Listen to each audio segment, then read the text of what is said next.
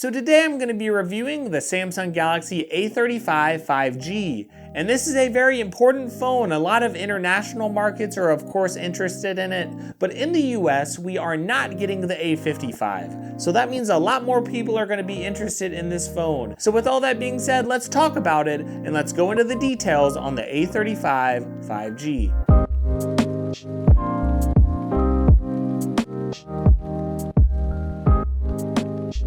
So if you take a look at the A35, you're going to find out there are a lot of similarities out there with this phone and pretty much every other phone in Samsung's lineup. Of course, the design looks very similar to all of their phones that they released this year. It's got those 3 cameras, of course, and it does have a glass back here. And if you look at the front of the phone, it is going to have Gorilla Glass Victus Plus. This phone is also IP67 water and dust resistant, and that is very huge if you are looking for some good water resistance. I hate when phones are just splash resistant, so we do get some nice water resistance, but if you look beyond that, you are going to notice it is a plastic frame, but at least we get a nice premium glass back. Some of you will like that, some of you like plastic a little more, because plastic is a little more durable, but this does feel fairly premium, and that is very welcome, at least from me. Now on the front of the phone, you are going to have a fingerprint sensor. It isn't an ultrasonic sensor, it's just an optical sensor,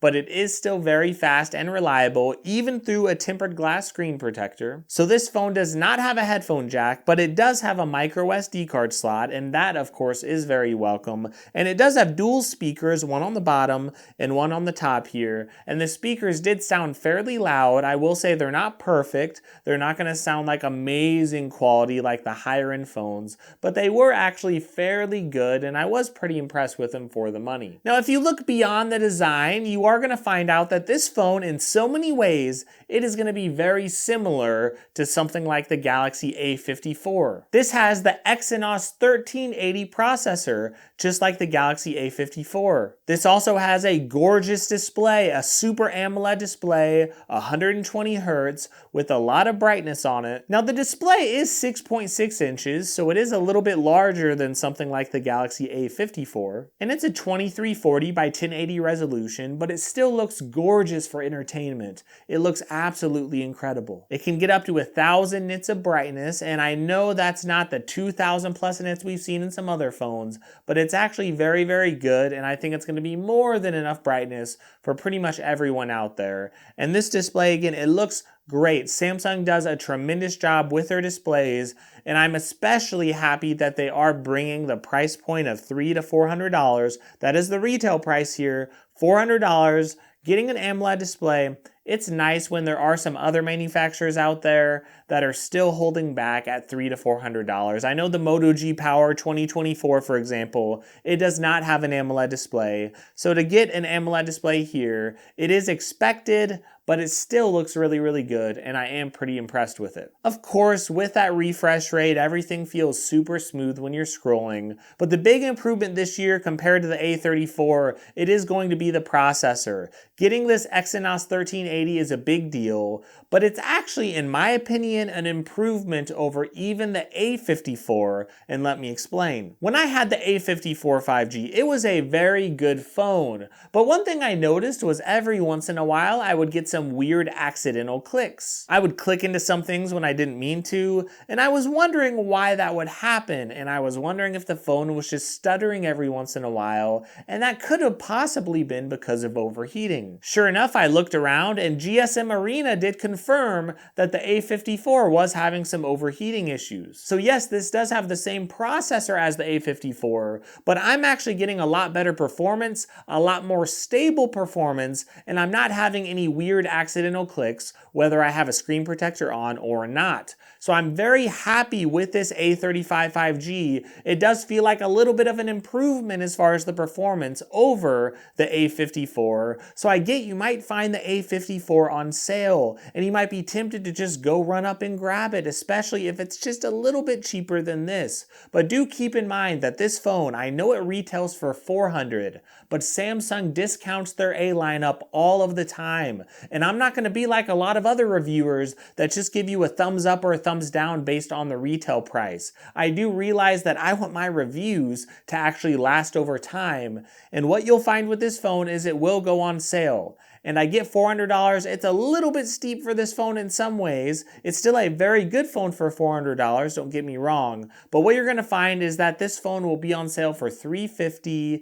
or even $300 at times. And there's gonna be some prepaid carriers as well that are gonna be throwing this phone on sale regularly. So that is something that I wanna keep in mind because this is a really, really good phone. If I look at the battery, for example, it does have a 5,000 milliamp battery. Now the battery life wasn't the best I've ever had on a phone. It wasn't like the best 5,000 milliamp battery because the processor is not super efficient. It also has that 120 Hz AMOLED display. But regardless of that, I still had fairly good battery life. Again, around 6 to 7 hours of screen on time, but it does depend who you are, where you're using your phone, and what you're doing with it, right? All of those things really factor into how long your phone would last. But the battery life is still very good, and I was still fairly happy with it. So if you look around, I get if you're in some international markets, you might find some phones around $400 that are gonna perform a little bit better. And that is not a big surprise. I'm not telling you that this phone is gonna perform better than every Chinese manufacturer out there. That's just not the case. And sure, you might find a better camera out there on some other phones. Like when you get something like a Google Pixel 7a,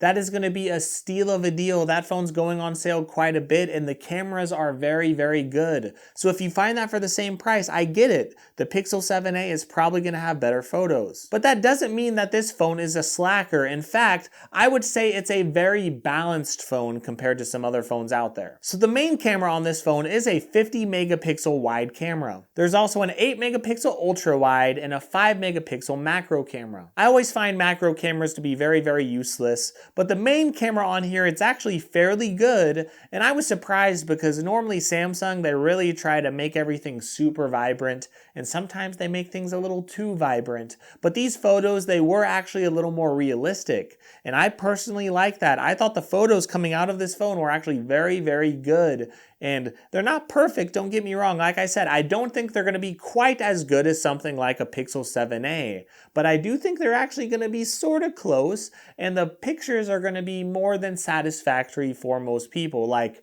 it's a fairly good camera, and that was actually pretty surprising to me. If you look at 4K video as well, this does have 4K, 30 frames per second as far as the video quality in the rear camera, and I was getting some decent videos too. Overall, when I look at this phone, and when I look at what it has 25 watt wired charging, no wireless charging. It does have NFC though, so if I look at the totality of it, this has an extremely good display. It has good performance, not the best, but it's still good. In fact, if you compare it to some rivals, they might have a little bit of better performance.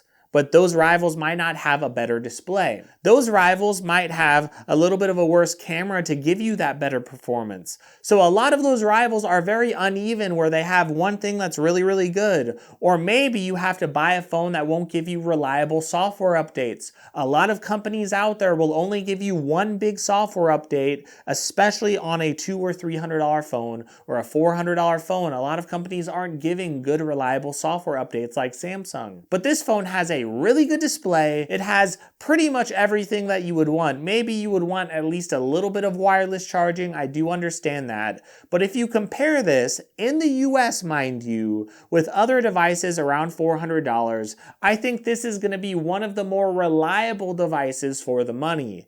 Again, you might find some devices like the Pixel, and I love the Pixel 7a, by the way. I'm actually maining that device as my device that I like to use because I love Pixel UI. But that device does have a lot worse battery life. I would say the display is also a little bit worse. So sure, the Pixel 7a has a little bit of better performance, and the camera is also a little bit nicer, but you're not going to get the same experience as far as the display or the battery life. I would honestly say this is an extremely well-rounded phone. And if you are wanting a device that has a larger display, this is really going to fit that need as well. Remember, it does have that 6.6-inch display, and something like the Pixel 7a, it's only a 6.1-inch display. So if you are someone out there and you're considering something like the A55 5G, I get that that device, it's not available in the US. So if you're frustrated, you're going to have to really decide between this and something like the Galaxy S23 FE. And this is going to have a little bit of better battery life compared to the S23 FE.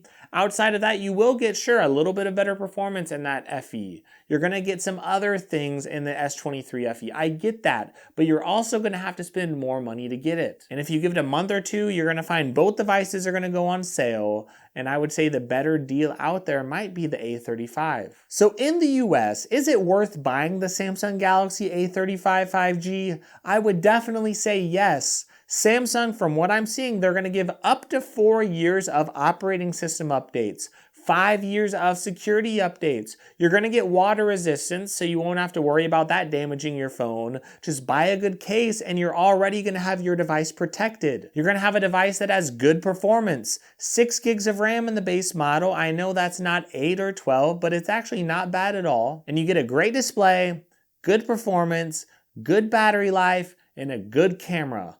Sure, you're not going to get the best of all of those things, but this is a very consistent device that I definitely could recommend. If I was recommending a phone to family members and they're used to Samsung, this would definitely be a go-to recommendation under $500. And whenever this phone first launched, they were already giving some really good discounts and some good pre-order bonuses. So I know that over time, they're going to be discounting this phone, whether it's from Samsung or Best Buy or a lot of other prepaids out there. So please check the links in the description, and hopefully this review has helped you out. Please give this video a like and give my channel a sub. I'm really trying to build up my subs lately. I'm really trying to hit that big 30K and the 50K, and I want to keep growing my channel. Again, check those links in the description if you are looking to purchase something. That is a great way to support me.